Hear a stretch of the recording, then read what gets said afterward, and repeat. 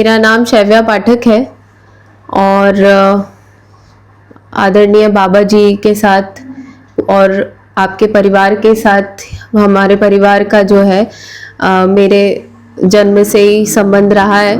तो आज संबंध निर्वाह के अर्थ में और नियति सहज विधि से हम लोग मैं अपने मित्रों के साथ, मेरे जीजा जी भी साथ में आए हुए हैं, आना हुआ। तो ये हम सभी के लिए बहुत सौभाग्य की बात है कि आज बाबा जी से मिलने मिल रहा है और मेरे लिए उससे भी बहुत ज़्यादा प्राउड गर्व की ये बात है कि बाबा जी का मैं परिचय दे पा रही हूँ। तो बाबा जी के लिए के परिचय को क्या ही व्यक्त करेंगे, उनकी समझ की गहराई जो है बहुत अधिक है। परंतु एक छोटा सा परिचय, भारत भूषण त्यागी, जिनको हम प्यार से बाबा जी बोलते हैं, बुलंदशहर उत्तर प्रदेश के एक भारतीय किसान शिक्षक और प्रशिक्षक हैं, जिन्हें 2019 में भारत के चौथे सर्वोच्च नागरिक पुरस्कार पद्मश्री से सम्मानित किया गया था। वह बुलंदशहर में किसानों के लिए साप्ताहिक प्रशिक्षण आयोजित करते हैं और 80,000 से अधिक किसानों को प्रशिक्षित कर चुके हैं। वह प्रधानमंत्री नरेंद्र मोदी द्वारा प्रगतिशील किसान पुरस्कार के भी प्राप्तकर्ता भी हैं। बाबा जी ने दिल्ली विश्वविद्यालय से विज्ञान स्नातक किया और राष्ट्रीय जैविक खेती केंद्र, जैविक कृषि के लिए अंतर्राष्ट्रीय क्षमता केंद्र, कृषि मंत्रालय और राष्ट्रीय कृषि और ग्रामीण विकास बैंक जैसे सरकारी संगठनों के साथ भी काम किया। परंतु इस सबसे अधिक बाबा जी के जो जीवन की यात्रा रही है वो अस्तित्व को समझने के रूप में आदरणीय परम श्रद्धेय बाबा ए नागराज जी, जिनको हम कृतज्ञता व्यक्त करते हुए आज के शिविर की शुरुआत करेंगे, उनके साथ पूरी हुई। तो आज संबंध निर्वाह के अर्थ में हम सभी इकट्ठे हुए हैं और अस्तित्व को सह अस्तित्व के रूप में देखना। और जैसे बाबा जी ने बोला कि बहुत सारी चीज़ें हमारी समझ में छूट गई हैं, जिनको मान्यता के रूप में तो हमने बनाया हुआ है अपनी मानसिकता में, परंतु उसको जानना और जांचने की आवश्यकता है। तो उसी पे आज हम चर्चा करेंगे और बाबा जी से सारा जो है ज्ञान जितना हम ले सकते हैं वो लेंगे। खूब अच्छा, धन्यवाद। देखिए मुझे ऐसा लगता है बेटा, ये किसी के लिए बोझ का विषय नहीं है, ज्ञान साझा ही होता है। एक व्यक्ति कोई ज्ञानी हो जाएगा और दुनिया में कोई बड़ा काम हो जाएगा, ऐसा नहीं होगा। तो मैं बिटिया का बहुत मन से स्वागत करते हुए, और आज का जो खास विषय है कि हम कुछ ऐसे गहरे मुद्दों को आज छुएंगे जिनकी ज़रूरत है। वो मुद्दा केवल अध्यात्म का नहीं है, वो मुद्दा कृषि का भी है, हमारे परिवार का भी है, समाज का भी है, राष्ट्र का भी है। अर्थात मनुष्य इस धरती पर जीना चाहता है, तो धरती पर जीने का जितना भी आयाम है आदमी का, उस आयाम में वो मस्ती के साथ जी सके। ये आज का जो विषय है मूल रूप में यही है। और मैं आप सभी का साधुवाद करते हुए, शुभकामना करते हुए, और जिग्नेश जी ने इसको खूब अच्छी तरीके से, ये पहला प्रयास है कि हम लोगों ने एक शुरुआत की है कि हम मिलकर अपनी भाषा को किस तरीके से समाज तक पहुंचाने की कोशिश करें। तो मैं पुरातन इतिहास की कुछ चीज़ें आपके सामने रखूंगा। भारत में, जिसको हम भारत की सनातन संस्कृति बोलते हैं, उसमें कुछ बड़ी गहरी बात हुई है। और गहरी बात ये थी कि एक तो ईश्वर को व्यापक कहा गया, और दूसरा मनुष्य में शरीर से भिन्न आत्मा नाम की कोई वस्तु है। ये दो मौलिक बातें भारत से पूरी दुनिया को मिली। ईश्वर व्यापक है, परम है, सत्य है, ये सारी चीज़ें हमारे जब भी हम मांगे में पढ़ेंगे उनमें सबने कहीं ना कहीं हमको मिलता ही है। और दूसरी बात, हम जितना भी धर्म संस्कृति अध्यात्म की भाषा में जाते हैं तो वहाँ पर ये भी संकेत मिलता है कि भारत में आत्मा नाम की कोई वस्तु शरीर से भिन्न है, लेकिन वो वस्तु क्या है ये स्पष्ट नहीं है। तो उसके लिए जो भी प्रयास किए गए उसमें यही हुआ कि आत्मा को खोजना है तो परमात्मा को समझना होगा, परमात्मा को खोजना है तो आत्मा का स्वरूप कहीं ना कहीं स्पष्ट हो जाएगा। ऐसी कामना से आदमी ने बहुत लंबे समय तक साधनाओं की क्रम से अपनी जीवन यात्रा को पूरा किया है। सहमत हैं आप सब इस बात से? क्योंकि इसमें ये बात किसी धर्म और संस्कृति से जोड़कर नहीं कही जा रही है। सभी मौलिक बात है। पूरी दुनिया में आप एक से एक अच्छी से अच्छी पुस्तक पढ़ोगे उसमें ये सब चीज़ें मिलती हैं।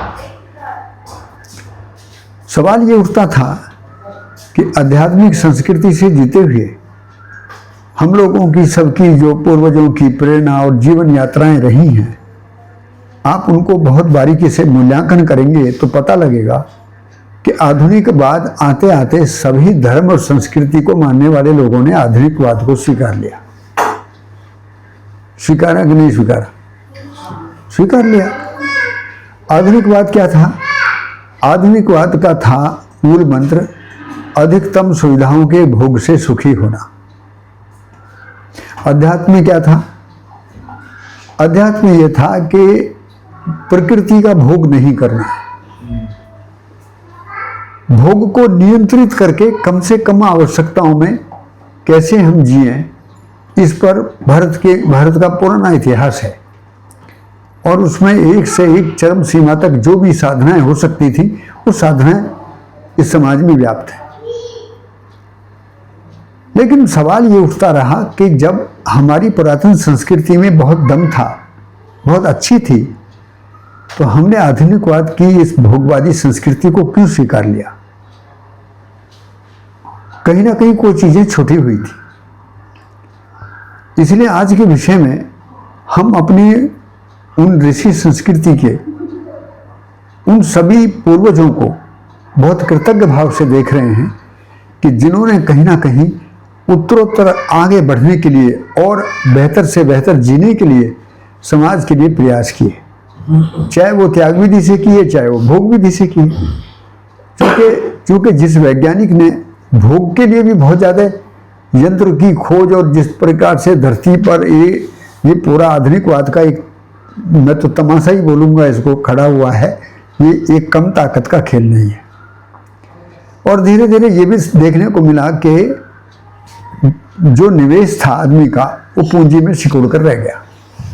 अब पूरी धरती पर आप देखोगे कि चाहे हम कितनी भी प्रकृति की बात करें, पर्यावरण की बात करें, स्वास्थ्य की बात करें, लेकिन आदमी के मन में क्या रहता है? पैसा ही उसको दिखने लगा है। वो एक जगह केंद्रित हो गया।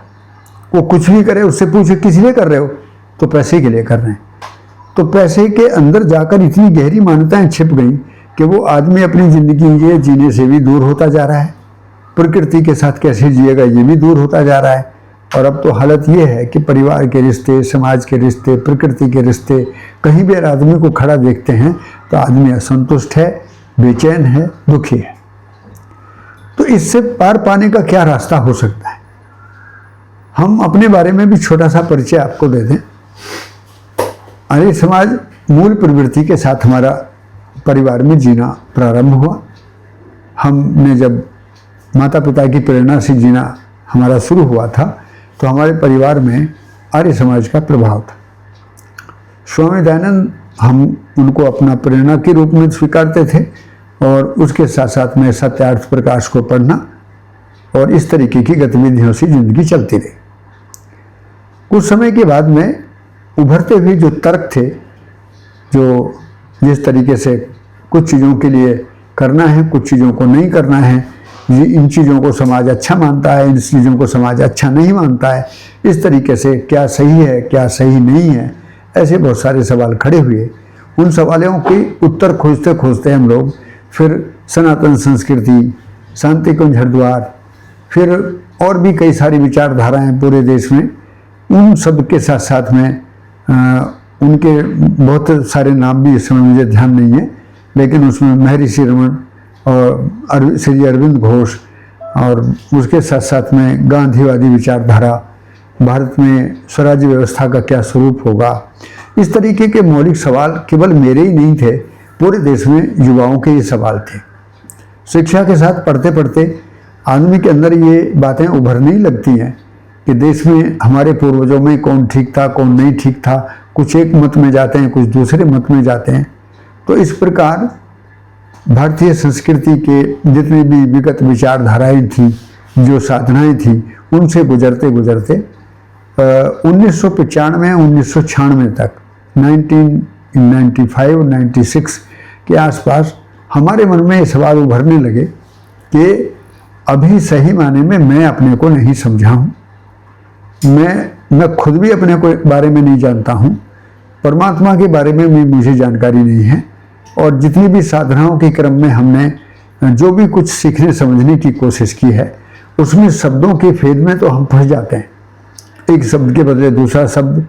लेकिन वो वास्तविकता जिसकी मानव जाति को जरूरत है, जो शब्द के साथ एकदम वो वास्तविकता एक आम आदमी को दिख जाए, उससे अभी आदमी अनभिज्ञ है। तो ऐसी स्थिति में ध्यान में रखते हुए मन में यही असंतुष्टि थी कि क्या किया जाए, क्या ना किया जाए। ये बात मैं आपको इसलिए बताना चाह रहा हूँ कि ये सवाल मेरा नहीं है। आज की पीढ़ी में देखोगे तो ये हर व्यक्ति के अंदर सवाल है। ईश्वर यदि करता है, ईश्वर ही यदि श्रेष्ठ है, ईश्वर ही यदि सब चीज़ों को समझता है, तो कर्मफल सिद्धांत के आधार पर मनुष्य भोग में, अति भोग में, बहुभोग में या दुष्कर्मों के भोग में कई बार ऐसी भी घटनाएं घटती हैं जिसमें आदमी सोचता है इसमें मैंने तो कुछ गलत नहीं किया, लेकिन मुझे गलत भोगना पड़ रहा है। तो ये जो कर्मफल सिद्धांत की बहुत सारे जो व्यतिरेक थे, जो विभिन्न विचारधाराएं थी, उनसे आदमी अपने मन को तो कहीं ना कहीं समझा लेता है, लेकिन उसका कोई प्रतिफल आगे आने वाली पीढ़ी को नहीं दे पाते।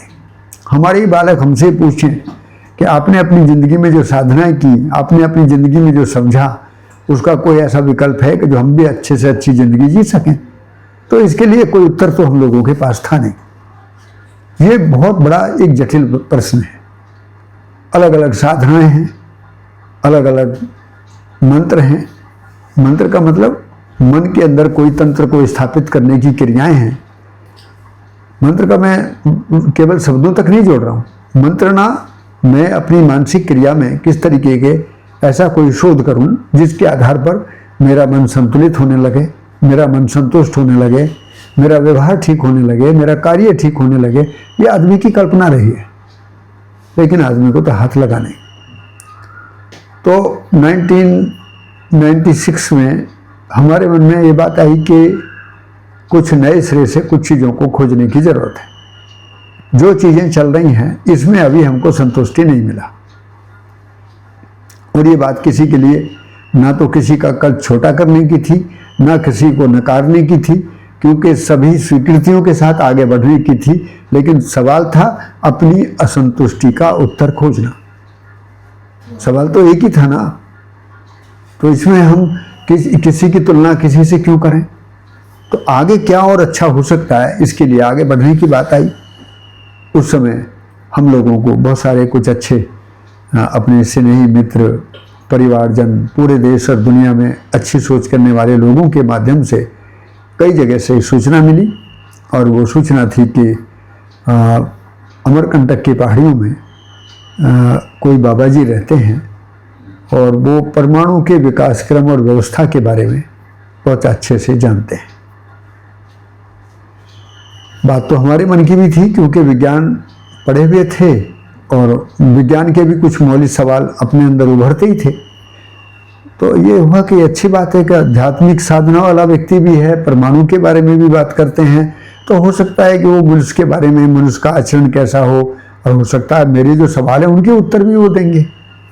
तो ये बात मैं आपको पृष्ठभूमि में इसलिए बताना चाहता हूँ कि आज हम जिस संदर्भ में खेती की या जीने के हर आयाम के बारे में चर्चा करना चाहते हैं, वो सवाल जो आज आपके अंदर है वो सवाल मेरे भी अंदर है।